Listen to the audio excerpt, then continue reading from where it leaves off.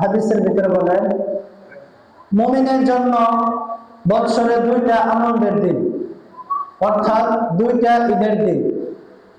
এক হচ্ছে ঈদ উল ফিতর, দ্বিতীয় হচ্ছে ঈদ উল আজহা। আজকের যে নামাজটা পড়া হবে সেটা হচ্ছে ঈদ উল আজহার নামাজ।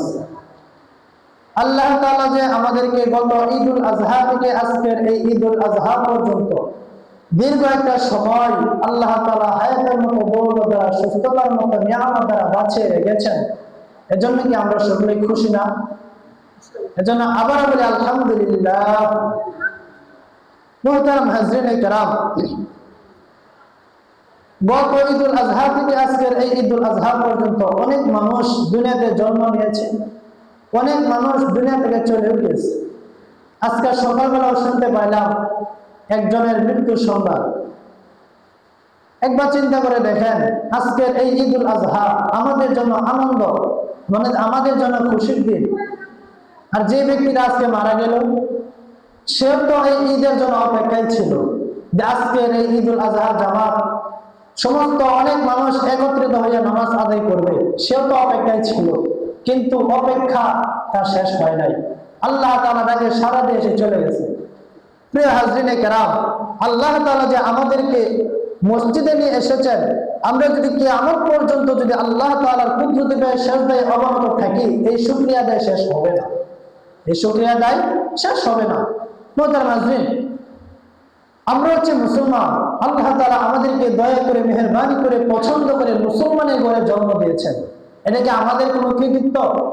না, এটা আমাদের কোনো কৃতিত্ব না। দেখেন, আমরা, আমার মতো মানুষ, আমার মতো যুবক, সে হিন্দুর ঘরে জন্ম নিছে। আল্লাহ তাআলা যদি আমাকে কোনো হিন্দুর ঘরে জন্ম দিত অথবা কোনো ইহুদির ঘরে জন্ম দিত, তাহলে আমার জন্য, আপনার জন্য কিছুই করার ছিল না। আজকে আমি এখানে বসে কথা বলতেছি, আল্লাহ না করুন আমি যদি হিন্দুর ঘরে জন্ম নিতাম, তাহলে এখানে বসে কথা বলা তো দূরের কথা, মসজিদে ঢোকার জন্য আমার অনুমতি ছিল না। আপনারা আমাকে ঢুকতে দিতেন না, হয়তোবা আমি নিজে থেকেই ঢুকতাম না। কিন্তু আল্লাহ তাআলা আমাদেরকে মেহেরবানি করে, পছন্দ করে আমাদেরকে মুসলমানি করে জন্ম দিয়েছেন। প্রিয় হাজরিনে কেরাম, আমাদেরকে উচিত না এই মুসলমানিত্বকে টিকিয়ে রাখা? আল্লাহ রাসূল হাদিসের ভিতরে বলেন, লা ইলাহা ইল্লাল্লাহ ফাদাখালাল জান্নাহ, যে ব্যক্তি একবার ঈমানের সাথে লা ইলাহা ইল্লাল্লাহ পড়বে, সে ব্যক্তি জান্নাতে অবশ্যই প্রবেশ করবে। মুহতারাম হাজরিন, এখন আল্লাহ রাসূল বললেন যে লা ইলাহা ইল্লাল্লাহ ফাদাখালাল জান্নাহ, যে ব্যক্তি একবার এই কালেমা পড়বে সে জান্নাতে প্রবেশ করবে। আমরা তো জন্মের পর থেকে হাজারবার পড়েছি, শতবার পড়েছি। তার মানে কি আমি এই কালেমা পড়ার মাধ্যমে সেটা জান্নাতে যেতে পারবো? আমাকে নামাজ রোজা কোনো কিছু করতে হবে না, আল্লাহ তাআলার হুকুম হাকাম আমাকে পালন করতে হবে না। প্রিয় হাজরিন, আল্লাহ রাসূল বলেছেন এই কালেমা যে পড়বে সে জান্নাতে যাবে। কিন্তু এই কালেমা শুধু আপনাকে জান্নাতে নিতে পারবে না, এই কালেমা আপনাকে নেবে যদি আপনি যদি গুনাহ করেন, সেই গুনাহ শাস্তি ভোগ করার পর এই কালেমা আপনাকে জান্নাতে নেবে। প্রিয় হাজরিন, কিন্তু আমাদেরকে নামাজ পড়তে হবে। আল্লাহ রাসূল হাদিসের ভিতরে বলেন, মিফতাহুল জান্নাতিস সালাহ, মুমিনের জান্নাতের চাবি হচ্ছে নামাজ। নামাজ হচ্ছে মুমিনের জন্য জান্নাতের চাবি। প্রিয় হাজরিন, আপনাকে যদি আমার ঘরে ঢোকার মতো অনুমতি দেই, আপনি ঘরের ভিতরে গেলেন, ঘরের সামনে যায় দেখলেন দরজার ভিতরে তালা দেওয়া, আপনার জন্য কি ঘরে ঢোকা সম্ভব? না। প্রিয় হাজরিন, আল্লাহ তাআলা যদি কাল কিয়ামতের দিন আমাদেরকে যদি জান্নাতি বলে ঘোষণা করেন, ঘোষণা করার পর যদি বলে যাও তোমাকে আমি জান্নাত দিয়ে দিলাম, আমি জান্নাতের কাছে যাইলাম, যাওয়ার পর দেখলাম জান্নাতের ভিতরে তালা দেওয়া, তখন যদি আমি আল্লাহর কাছে ফিরে আসি, আসে যদি বলি ইয়া আল্লাহ, তুমি তো আমাকে জান্নাতে যাওয়ার অনুমতি দিয়েছো, কিন্তু চাবি তো আমাকে দেও নাই। আল্লাহ তাআলা যদি সেদিন বলে যে আল্লাহ রাসূল তো বলে গিয়েছিল মিফতাহুল জান্নাতিস সালাহ, নামাজ হচ্ছে জান্নাতের চাবি, তুমি তো চাবি দুনিয়াতে ফেলে রেখে এসেছো, তুমি তো চাবি সাথে করে নিয়ে আসো নাই, চাবি যেহেতু আনো নাই, আমি তোমাকে জান্নাতি বলে ঘোষণা করার পর তুমি জান্নাতে ঢুকতে পারবে না, তোমার ঠিকানা হচ্ছে জাহান্নাম। প্রিয় হাজরিন, এজন্য আমাদের সর্বপ্রথম যে দায়িত্ব সেটা হচ্ছে নামাজ। আমাদেরকে নামাজ পড়তেই হবে। আমি দুনিয়াতে যত ভালো কাজ করি না কেন, আমি দুনিয়াতে যত ভালো কাজ করি না কেন, এই ভালো কাজ আমাকে জান্নাত পর্যন্ত নিয়ে যেতে পারবে না, জান্নাতে আমাকে নিতে পারবে না। জান্নাতে আমাকে যে জিনিসটা নিতে পারবে সেটা হচ্ছে সালাত। সেটা কি নামাজ। শুধুমাত্র নামাজ আমাকে জান্নাতে নিতে পারবে। প্রিয় হাজির, আপনি মসজিদের সভাপতি, এই সভাপতিত্ব আপনাকে জান্নাতে নিতে পারবে না। আপনি মসজিদের সেক্রেটারি, আপনি কি সেক্রেটারিত্ব জান্নাতে নিতে পারবে না। আমি মসজিদের ইমাম হয়ে যদি আমি গুনাহে লিপ্ত থাকি, আমার এই ইমামতি আমাকে জান্নাতে নিতে পারবে না। আপনি নিজস্ব একটা মসজিদ করলেন, আপনি একটা মাদ্রাসা করলেন, আপনি এতিমখানা করলেন, আপনি গুরুস্থান করলেন, দুনিয়াতে যত ভালো ভালো কাজ আছে সমস্ত ভালো কাজ আপনি দুনিয়াতে করলেন, কিন্তু এই ভালো কাজ আপনাকে জান্নাত পর্যন্ত নিতে পারবে না। আপনাকে যে জিনিসটা জান্নাতে নিবে সেটা হচ্ছে নামাজ। সেটা কি নামাজ। প্রিয় হাজরিন, একজন বাবা যখন মৃত্যু সজ্জায় থাকে তখন সে যদি ওসিয়ত করে যায় তার সন্তানকে, সন্তান যত খারাপই হোক না কেন, সেই বাবার মৃত্যুর পথযাত্রী যে তার বাবার ওসিয়ত সে পুরা করার চেষ্টা করে। কি বলার চেষ্টা করে না?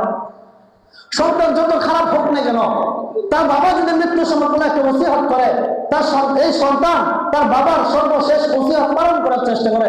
প্রিয় হাজরিনে কেরাম, আমার রাসূল জনাবে মুহাম্মদ রাসূলুল্লাহ সাল্লাল্লাহু আলাইহি ওয়াসাল্লাম যখন মৃত্যু সজ্জায়, আম্মা জান আয়েশা রাদিয়াল্লাহু তাআলা আনহার বুকে আল্লাহ রাসূলের মাথা রাখা অবস্থায় আম্মা জান আয়েশাকে বললেন যে আয়েশা, আমি আল্লাহ তাআলা ডাকে সাড়া দিয়ে চলে যাব, আমার সময় গড়িয়ে এসেছে, আমি চলে যাব, কিন্তু আমার উম্মতের জন্য তোমার মাধ্যমে আমি সর্বশেষ চিঠি আমি রেখে যাচ্ছি, তোমার মাধ্যমে আমি সর্বশেষ ওসিয়ত রেখে যাচ্ছি। আমার উম্মতকে বলিও আমার উম্মত যেন নামাজটা ঠিক করে পড়ে, আমার উম্মত যেন নামাজটা ধরে রাখে, আমার উম্মত যেন নামাজটা না ছাড়ে। প্রিয় হাজির, আমার রাসূল সাল্লাল্লাহু আলাইহি ওয়াসাল্লাম সর্বশেষ যে কথা আমাদেরকে বলে গিয়েছেন, সর্বশেষ যে ওসিয়ত আমাদেরকে করে গিয়েছেন, মৃত্যুর আগ মুহূর্তে যে বার্তা আমাদেরকে দিয়ে গিয়েছেন, নামাজের কথা বলে গিয়েছেন, নামাজ না ছাড়ার কথা বলে গিয়েছেন, নামাজ পড়ার কথা বলে গিয়েছেন। আজকে আমরা মুসলমান হিসেবে এই নামাজ থেকে সবচেয়ে বেশি দূরে। আজকে আমরা কি এই নামাজ থেকে সবচেয়ে বেশি দূরে। আজকে আমাদেরকে কোনো কিছুতে যাওয়ার জন্য আমাদেরকে দাওয়াত দিতে হয় না।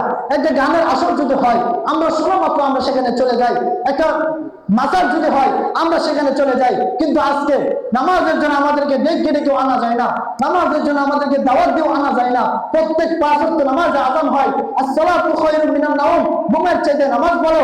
মুয়াজ্জিন বলে হাইয়া আলাস সালাহ, কল্যাণের জন্য এসো, নামাজের জন্য এসো, তোমার নামাজ তোমাকে জান্নাতে নেবে। আমি যদি নামাজ পড়ি আল্লাহর কোনো লাভ হবে না, আমি যদি নামাজ না পড়ি আল্লাহর কোনো ক্ষতি হবে না, এই নামাজ আমাকে জান্নাতে নিয়ে যাবে। প্রিয় হাজিরিনে কেরাম, মুয়াজ্জিন সাহেব দৈনিক 5 বার আমাদেরকে নামাজের জন্য ডাকে, কল্যাণের দিকে ডাকে, কিন্তু আমরা নামাজে আসি না, মসজিদে আসি না, কল্যাণের জন্য আসি না। কিন্তু বছরে যদি একটা গান হয় সেই গানের ভিতরে আমাকে দাওয়াত দিতে হয় না, সেই গানের ভিতরে আমাকে ডাকতে হয় না, আমি স্বেচ্ছায় সেখানে চলে যাই। প্রিয় হাজরিন, আমরা আজকে নামাজ থেকে সবচেয়ে বেশি দূরে। আমি মনে করি আমি দুনিয়াতে একটা ভালো কাজ করেছি, আমি কোনো মিথ্যা বলি না, আমি কোনো সুদ খাই না, আমি কোনো ঘুষ খাই না, আমি মানুষকে ঠকাই না, তাহলে কি আমি জান্নাতে যাবো না? অবশ্যই আপনি জান্নাতে যাবেন। এই কাজগুলোর মাধ্যমে আপনি জান্নাতে যাবেন। প্রিয় হাজরিন, এই কাজগুলো করার মাধ্যমে আপনার গুনাহ হবে না, কিন্তু নামাজ না পড়ার মাধ্যমে আপনার যে গুনাহ হচ্ছে, এই নামাজ ছাড়া আপনি জান্নাতে যাওয়া সম্ভব না। প্রিয় হাজরিন, আপনি একটা গাড়ি কিনলেন, গাড়ি কেনার পর সেই গাড়ির ভিতরে আপনি পেট্রোল ভরলেন, সেই গাড়ির চাকা ভালো, সমস্ত কিছুই ভালো। এখন যদি আপনি ড্রাইভার যদি গাড়িতে না বসান, গাড়ি কি চালানো সম্ভব? বলেন, চালানো সম্ভব? প্রিয় হাজরিন, ঠিক তেমনি ভাবে আপনি ভালো কাজ করলেন, হালাল খাইলেন, হারাম থেকে বেঁচে রইলেন, এটা আপনার একটা গাড়ি। আপনি মানুষকে ঠকাইলেন না, সেটা আপনার একটা গাড়ি। আপনি মানুষকে মিথ্যা বললেন না, সেটা আপনার একটা গাড়ি। কিন্তু এই গাড়ির যে ড্রাইভার, এই গাড়ির যে মেন যে ড্রাইভার, সেটা হচ্ছে নামাজ, সেটা হচ্ছে নামাজ, সেটা হচ্ছে নামাজ। এই নামাজ আপনাকে জান্নাতে নেবে, এই নামাজ আপনাকে জাহান্নাম থেকে বাঁচাইবে।